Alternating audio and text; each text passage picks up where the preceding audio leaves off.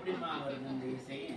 அருளரும் ஏழவார் குழலி அம்மை உடனவர் அருள்மிகு விற்குடி வீரட்டநாத திருவடிகள் இணையாது